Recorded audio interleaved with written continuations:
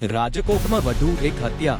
મિત્રએ જ મિત્રનો જીવ લીધો હોવાનો આક્ષેપ. ચા પાણી પીવાના બહાને ઘરેથી બોલાવી યુવક પર હુમલો કર્યાનો પરિવારનો દાવો. 5 આરોપીઓની ધરપકડની માંગ સાથે મૃતદેહ સ્વીકારવાનો ઇનકાર.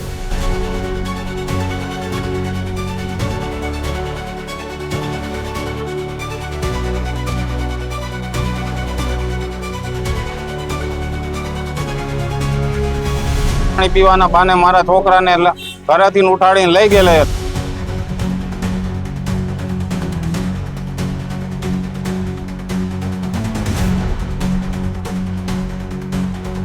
પાછો મારા ઘર પાસે એને મારી તોડીને ત્યાં ઘર પાસે મૂકી ગયા.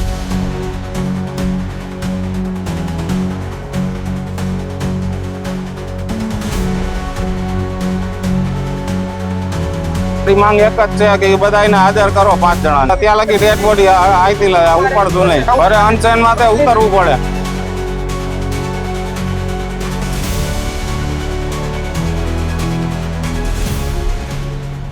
રાજકોટમાં વધુ એક હત્યાની ઘટનાએ શહેરમાં ચકચાર મચાવી છે.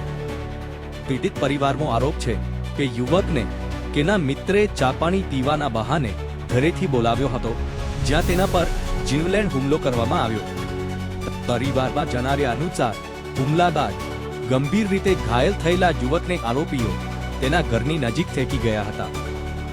પીડિતના પિતા રણજીતભાઈએ આક્ષેપ કર્યો છે કે હુમલામાં 5 લોકો સંડોવાયેલા છે. ઘટના બાદ પીડિત પરિવારે કડક વલણ અપનાવ્યું છે. પરિવારે સ્પષ્ટ જણાવ્યું છે કે 5 આરોપીઓની ધરપકડ ન થાય ત્યાં સુધી અને મૃતદેહ સ્વીકાર. મારો છોકરો ઘરે સૂતેલો હતો અને સૂતેલા ચા પાણી પીવાના બાને મારા છોકરાને ઘરેથી ઉઠાડીને લઈ ગયેલા. અડધી પોણી કલાક પછી પાછો મારા ઘર પાસે એને મારી તોડીને ત્યાં ઘર પાસે મૂકી ગયા. અગાઉ પણ આવું થાય કોઈ જાતનું નહીં. મારી માંગ એક જ છે કે બધાને હાજર કરો 5 જણાને. ત્યાં લગી ડેડ બોડી આઈતી ઉપાડતું નહીં.